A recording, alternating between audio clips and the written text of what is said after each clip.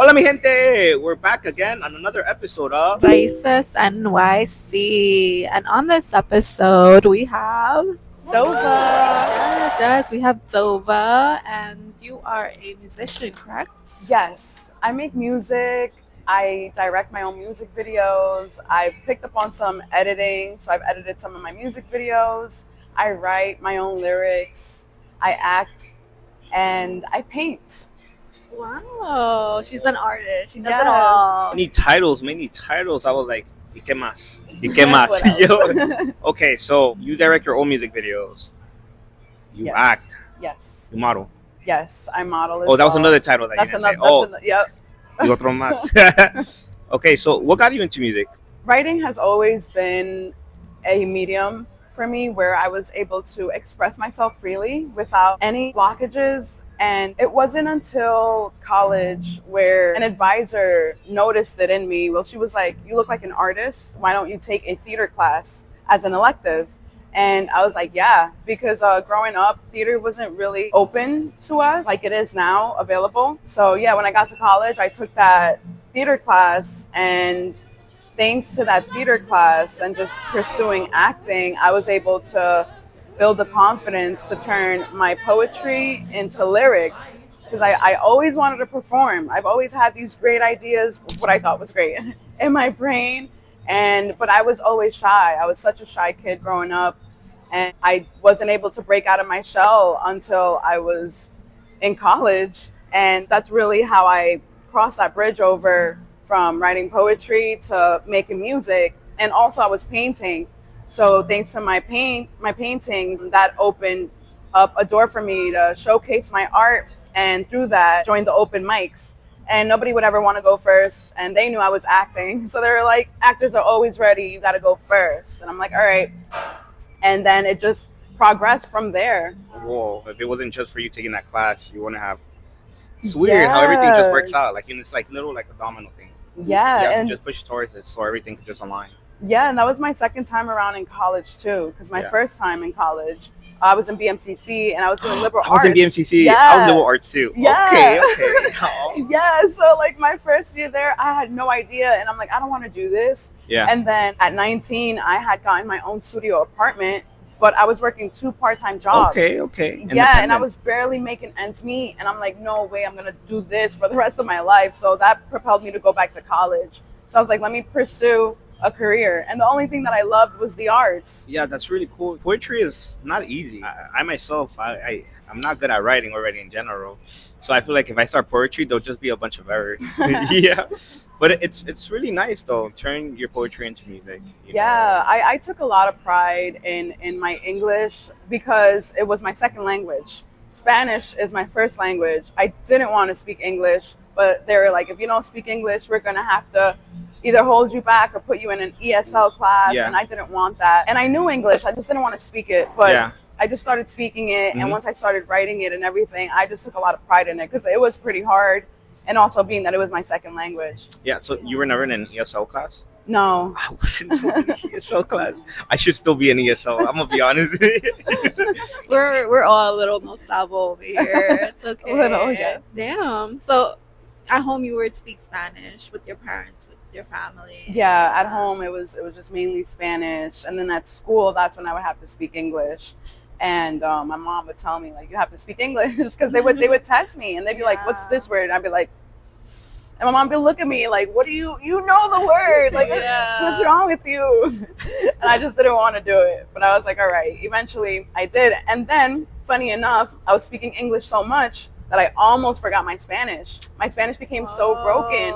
And I was working at a Mexican restaurant, and this Mexican guy was like, oh, he said it in Spanish. He was like, oh, you don't speak Spanish, right? I was so offended. I was like, that's actually my first language. Yeah. And then after that, I was like, nah, no way. I had to sharpen up my Spanish. Even now, my Spanish is a little broken, but I could hold a conversation. Okay. We're back. Yeah. What's your background? Are Mexican. you Mexican? Yes. Or- My mom's from DF, and my dad is from Puebla. Nice.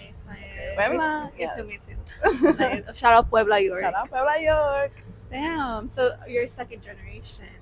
First. Yeah, first. First generation. Wow. So yeah, I can imagine, your parents coming and like trying to give you the best education as well. And I think that's even harder though, because you're going into the arts and your parents are, maybe they might be like, what are you doing with art? Like what, like they don't understand it sometimes. So like, what was that conversation for you? One thing I do appreciate about my mom, and I guess myself too, is that I've always been just so headstrong in the things that I like, and that my mom kind of just had to accept it. But it's not until recently that she started supporting. At first, I guess she thought maybe it's just a hobby or whatever. But once she started seeing me putting my music videos together, performing, just really focusing on that. When I do good, she'll be like, yeah, my daughter this. And, but it's all right. I'll take it as it comes. Yeah. It's just very hard because they come from different worlds, different backgrounds. Yeah. We've had Drazy say that Mexicans are hater parents sometimes. So, they can be a little hater-ish. Yeah. But once they get it and once they see kind of like a return or a reward that, that you're getting back, they kind of see it as like, whoa, okay, she's actually making something of it. Let me actually support this, because why not? Like, what am I doing by not supporting? Yeah, right? And this is actually, acting is also something that she wanted to do as well. Yeah, but she just never had the support, and then she had me really young. You know how it is. Their bringing up is completely different from ours. Thankfully, we're in a space now where we could express ourselves way more freely than they ever could. So I guess she lives vicariously through me. Recently took her to see Chicago on Broadway, and she was like really emotional because, that this is what I wanted to do. Wow. Yeah. That's crazy too, because I always tell all the creators, especially when they're coming in from like second gen or first gen, you are living your ancestors' wildest dreams, because even then you don't know what your grandparents were doing, right? They could have also wanted to be in the arts, but because of life, because of work, children, they have to support them, and so they didn't have the leisurely time to pursue like the art. And so, congratulations to you. You're pursuing a life in the arts, which is something that a lot of Hispanos, Mexicans don't get to do. Right. And you are definitely showcasing it in such a beautiful way. And congratulations to you, because we saw you recently, right? We saw you at the gallery, Rotten Apple. It was beautiful. We're insert the clips right here. When I heard you perform, I was waiting in line, and then I was like, yo, like, I don't want to lose my spot, but like, I'm like moving over here in line. Everyone's like looking at me, yo, like the vibe, the energy, like you just hear it through the music. Thank and you. I could just hear you like hyping everyone up, and I'm not there, but I'm visually already like thinking like, yo, like I need to be over there. Like I would be like, thank you. I was actually really excited. The last time I had performed before that was 2023. I know. hey, wait, 23? I know. So I ended up getting a full-time job, and I kind of just really focused on that because financially I needed it. And now I've been there long enough to kind of separate myself and focus back on the thing that I love, which is my music. But it felt like it hadn't been 2 years. It didn't feel like that. I got back up there. I mean, of course I was nervous. The nerves never leave you. But one thing I can rely on is my energy. And the thing is, I'm like super anxious, right? But it comes off as like, and the whole time I'm in my head, like, because I can't really hear myself on the mic. And then I'm like, crap, am I yelling? But at the end of the day, it seemed like everyone enjoyed it. And I was super fully there. I enjoyed it myself too. And it's always a reminder, this is where I want to be. This is where I feel the best. And that event in itself was so great. It was curated so beautifully. The energy in there was great. People were super supportive. People that I didn't even know. And it was just beautiful. I definitely want to continue on that momentum and also give myself grace. I beat myself up so much, but the reality of, being a responsible human is that you can't always create out your ass like you want to, but it's okay. We balance it out. We create with the time that we have and just pray for the best, because that's really what we can do. Like Julia was saying, we were in the back because we were in the gallery, and we weren't even expecting, we didn't know what the lineup was. We were just going there to support our creator friends, photographers. Shout out Steph and Lagrimas and Natalia. But yeah, I was like, wait a minute, I know this voice, like I know this song. So I like ran over there. And you don't run. I don't run. I don't run. But it's funny because I had followed you for a whole year now. I think I remember telling you, like, when are we going to hear you live in person? Like, when's your concert? Like, we would love to go and support. And so seeing that just, like, super random, I was like, oh, shit, it's so fun. Like, damn. And then, you know, it was such a good time because, yeah, we saw so many homies that we knew as well. And it was like, I feel like it was just a safe space where all the creators came to unite, I guess. And it's so nice to see everybody in person, right? People that we've probably just like followed or just saw on Instagram, we actually got to see in person. Especially you. It's such an honor to see you up there, like in your element. You know, I think a lot of people don't realize how nervous we can be behind the scenes, but you pulled it off. You did great. We didn't see any nerves, girl. Like, you were killing it up there. Thank you so much. It was definitely vibing. Really good, give good energy. That everyone just matches through. I feel like when you get up on stage, you also like create your own environment. As soon as you hit the stage, find a way to like pull the crowd to you. Thank you. Yeah, I looked out and I was like, oh my god, where did all these people come from? I was like, I was really risking it. I was about to run over. I'm talking you performing, you being nervous. So how was it your first time performing? Do you remember that? I do. I actually do remember that. And my first time performing my music was very vulnerable, of course. Yeah. But that was a major learning lesson for me because the whole time in my head, I'm self-conscious. I'm like, oh man, are people listening? Are people this? And your mind plays so many tricks on you. Like, I could have sworn people were talking shit about me, but then I look back at the footage and nobody's talking shit about me. Everyone's like, oh my God, everyone's in awe. Everyone's interested, intrigued. And I had to be like, you need to chill out. Like, you were stuck in your own head. Yeah, stuck in my own head. But it was great. And it's so funny because at that performance, there was a friend that like I had growing up and I hadn't seen them in a really long time. And they did not recognize me. They came up to me and they're like, yo, that was a dope performance. Let me take a photo of you. And I'm sitting there like, are they playing? But all right, I'll play along. Like, yeah, take my photo. Yeah. And then they hit me up like, yo, I didn't even know it was you. I'm like, I thought you were trying to play a game the whole time. Yeah. Thankfully, being up on stage, and shout out to acting and theater, thanks to that, I've just been able to push through the nerves on stage. And I usually kind of just black out on stage, but as time went on, I've worked on being more present and not blacking out because I do want to enjoy it as well. I do want to know what I'm doing, be present with what I'm doing and saying, and not overthink so much. And seeing where I'm at now with my performances is just like, wow, okay, yeah, we're in a good space. It could always room for growth, of course. And they will get better with time, but from where it started to where it's at now, it's just like, yeah. The more repetition, the more you do things, the more comfortable you get, right? Especially being on stage, you get comfortable to different environments and you're like, you know what, I'm in charge of this room. I'm going to take it. I'm going to take that energy and do my thing. But you did mention staying present. I think I find it hard being present in the moment when I'm like we're doing events. How do you find the energy where it's like you're present in the moment and you kind of forget all your thoughts? What I've tried to do is I try to focus on something that's happening in the moment, whether it's you speaking or whether it's someone talking to someone else, right? Or whether it's just me telling myself, okay, we're here, everything is fine, we're calm, and really just talking myself through it. It's a lot of self-talk because you want to automatically check out, but you can't. Because there's people there that you want to interact with. And even at this recent event, I have a bad habit of doing an Irish goodbye where I'll just leave because saying goodbye is so overwhelming.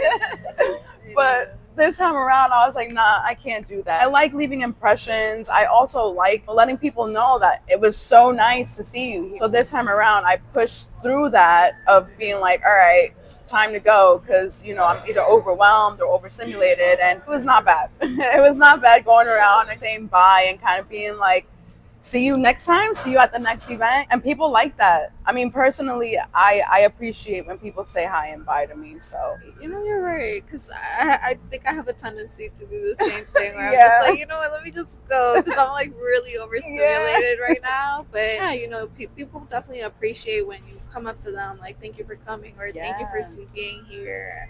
So that like little personal touch definitely does help. yeah, because it's like we be in our own heads. You know, I'll speak for myself. I don't think people want to see me, but then you show up and everyone's like, "Hey, oh my God, you know, I saw you on the list or whatever." And people do want to see you guys. People do want to be around you. Oh yeah. Definitely. Also, like I've noticed, like you have a lot of tattoos too. Yes. I have a tattoo also,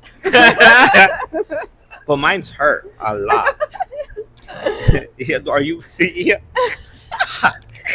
What inspired for you to get like each tattoo? Like, you know, what was your first tattoo? It's so funny because I respect everyone who has tattoos because that hurts. It hurts. It does hurt. And before getting any tattoo, I was like, I'm not getting any tattoos. I'm going to be the last person on earth with no tattoos. Same. You get one and that's it. My first tattoo, it's right here. It's in Arabic, Zukrayet, which translates to memories. Okay. And then I have one behind my ear, which is a bunny, and that was the logo of the artist. And how that went through, I was really young. I was probably like 17. It was in Ridgewood. It was a hybrid, a tattoo shop and a barber shop. Okay. Yeah. Wow, that's a mix. Yeah, and they were closing down, and my homegirl, she was getting a whole leg piece. Okay. Yeah, and I went with her, and I was like, I want something, but I only have $20. So yeah, he hooked it up. He gave me this and these 2 tattoos for $20. Whoa! Yeah. Man, it used to be hella good back then. Back in the days, it was Wow, So $20 2 yeah, tattoos. That's what I'm saying. Then it started with like my arms, and these were like at home tattoos with like artists who were just starting. But honestly, it's not bad. And so that this is a quote by Edgar Allan Poe: "Deep in earth, my love is lying, and I must weep alone." And I also had gotten it around that time. So in my head, I was like, you know, I feel like the love that's meant for me is kind of just buried deep down in earth somewhere. Okay. And that's why I got this. But he wrote this for someone he was in love with that had passed away. I believe it was his cousin. And then, yeah, then I just started getting so many tattoos. I'm not trying to be fully covered. I like how it looks where you could see some of my skin and you could see these individual pieces. Yeah. And I think the next piece will probably be on my back. Ooh, that piece. Hate tolerance is crazy. Like, Yeah. yo, I'm just like looking, I'm like, yo, that hurts. Like this one, I was making so much faces. Like it wasn't even funny. Like I FaceTimed her and no, like it was. Yeah. You didn't want me to be there. Yeah, I'm Oh so my glad God. she wasn't there because I would not have been had. I would have moving everywhere. That's hilarious. Yeah, I fall asleep now. Like, it's so funny because my brain. Wait, yeah. you fall asleep? I fall asleep now. My brain is like, pain, go to sleep. And I'll just knock out. It's the trauma response. Yeah, it has to be. That's crazy. That's Yes. such a crazy. You're very also creative in your look. It's not just your tattoos. I feel it's also what you wear, the jewelry, the little clips. Yeah. I like the clips. I noticed it. Thank Like the you. what is it, rose, right? Yeah, roses. Yeah. I love roses. I love roses too. I have a whole bunch of roses here on my hands, and I want to get more. Yeah. One core memory that I have from being a kid, we were in Kids R Us maybe, and we were shopping around for clothes, and I had found this shirt that I thought was super cool. I'll never forget. It was like this pink, gray, white shirt, and it was like a double, like an under t-shirt and a little spaghetti over it, and it had a star. I liked it so much. My mom was like, that shirt is ugly. My dad came in and was like, she likes it, let her get it. Okay, and he got it for me. And that's just always been my mentality. Like, I like it, I'm gonna wear it. So, you know, because my biggest hater is my mom. I love you, Mom, but she's my biggest hater. Yo, like she said, the biggest haters are your parents. OD. Yeah. Yeah, and once I conquered her, I didn't care what anybody. Yeah, that ass. It's like, yo, if I could take my mom fucking cutting all my shit, I don't care what anybody else has to say. Like they tell you, I don't like that. Who asked you? That ass, yo, they be cutting ass as soon as like we out the womb. I'm like, damn. I swear, the kid, I'm like, yo, when I came out the womb, why his head so big? Yo, he a big ass baby. Yo. You know, you found your voice at a very young age too, so that's really good. Sometimes there's a lot of outside noise that can definitely dampen our thoughts, our creativity. and you were like, you know what, actually no, my dad defended me, and all right, whatever, like my dad said it's cool, I'm gonna do whatever I want, you know. Exactly. So sometimes it is that duality in parenting where we got one hater parent, but then we also got one other parent that like speaks life into us. Yeah. So ever since then, you just like, you know, if I like it, I'm gonna wear it. Yeah, literally. If I like it, I'm gonna wear it. And that's just been, you know, when people ask me like, oh, what inspires you to, you know, wear what, I'm like, at the end of the day, if you like it, how are you gonna know if it looks good on you or not if you don't try it? And that's always been my thing. If I like it, let me try it, see, you know, if it looks good or not, and you move forward from there. It's kind of just like, do what you want. Do you also apply that to experiences in your life, especially with acting and singing? You're like, you know what, like, fuck it, like, let me try it, let me see if it's for me. Yeah, because I feel like that was the only thing I was actually good at. It's like I liked science, but interestingly enough, I have a good attention span if I'm really into it. If I'm not, I'm not. And when I started acting and performing and noticing that I was getting a reaction out of people loved it, people enjoyed me, I enjoyed that interaction, exchange.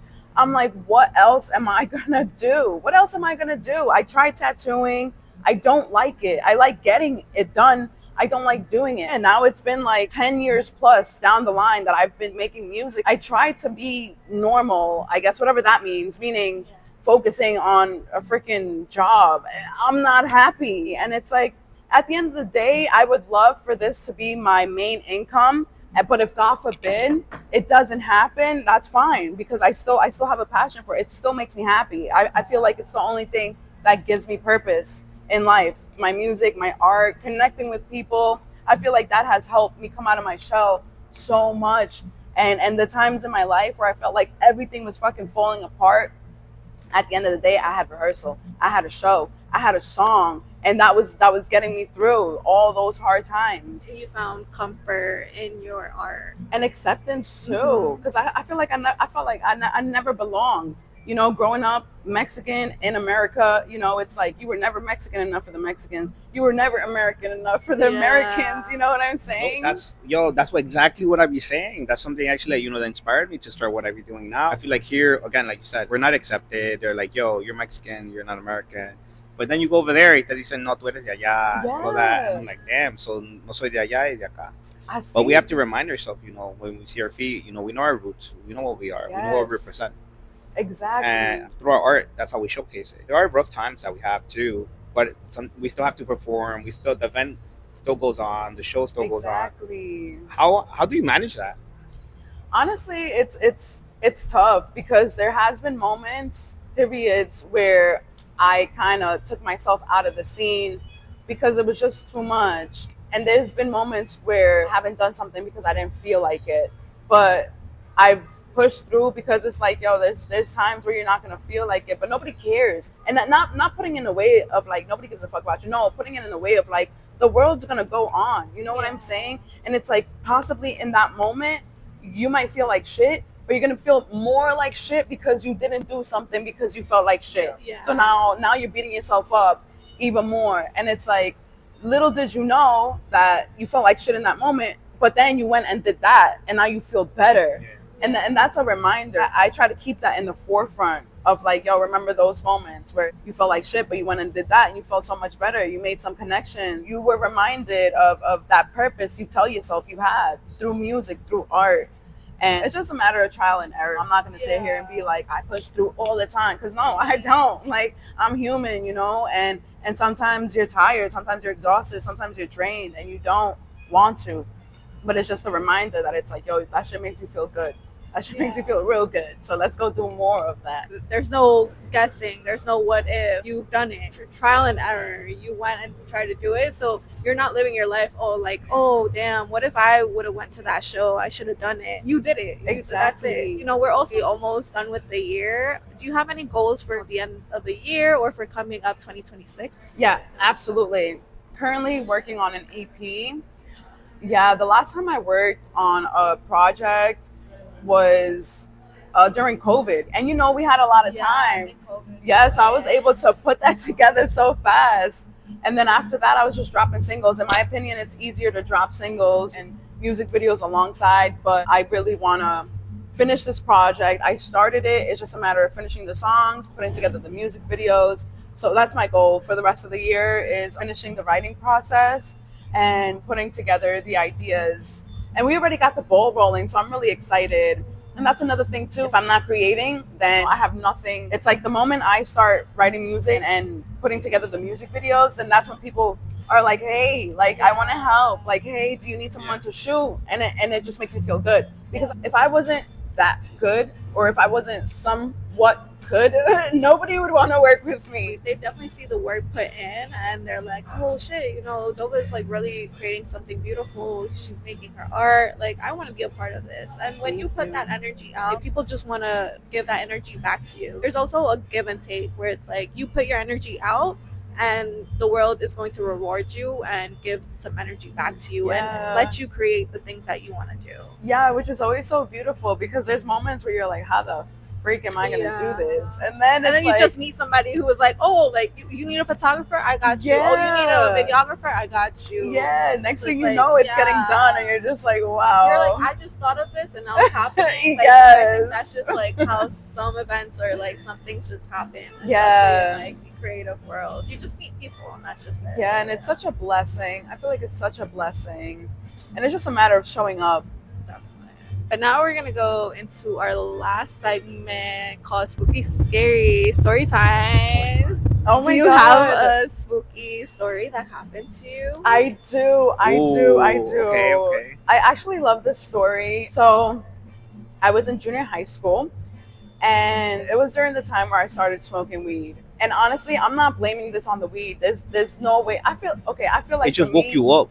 Huh? Now you woke you up. Yeah, that's what I'm saying. I feel like for me, like it just opened up the dimensions, or a portal or something, because during that time I used to have to pick up my brother from his friend's house. He would go there after school. So I go home because I had smoked, and I'm like, let me just go relax a bit before I go pick up my brother.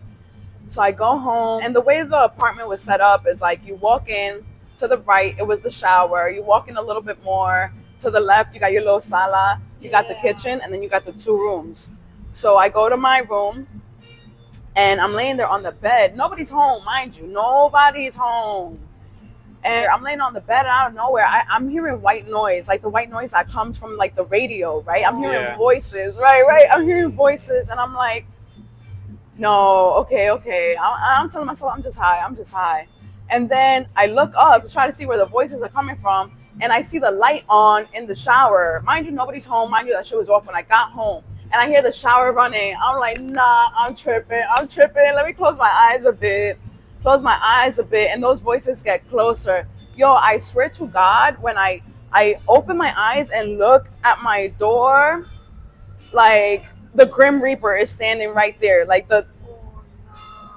And I'm like, no, wait, I swear to my life, like it was standing right there. I saw it clearly. I had never seen an apparition like that. Like, nunca se me había parecido algo así. That's scary. It brought out the Spanish. Yo, that's how scary it was. It brought out the Spanish. Yo, I was like, no way. Wow, that's creepy. Yeah, and I kind of just froze for a bit and closed my eyes. Opened my eyes, it was gone. I was like, yo, let me get the fuck out of here and let me go pick up my brother. And I've had instances like that, like growing up. Like I used to dream with people that had passed away, and they would come to me in my dreams trying to like contact the person that they were really close to. But as a kid, when you're scared, if you don't have a parent guiding you, your mind kind of blocks it out. I would say that was probably the scariest thing. Would you say you're like a clairvoyant? Yeah, for sure. Like, have you tapped into that energy now that you're older? Yeah, this time around, I tap into it with caution, because you open yourself up. When you open yourself up, even if you want to open yourself up to the good, like you just open yourself up to everything. Everything kind of just starts rushing through that channel. And I've learned now to not be afraid of it. I have been attacked spiritually. Like I've had people send something to, you know, my house, and I've had say shit to me in my ear, like, you fucking bitch, I'm gonna smack the shit out of you, and I gotta curse them out of my head, like, shut the fuck up. Like, it just it gets crazy. It gets crazy. But I feel like I could definitely reach more potential in that realm too.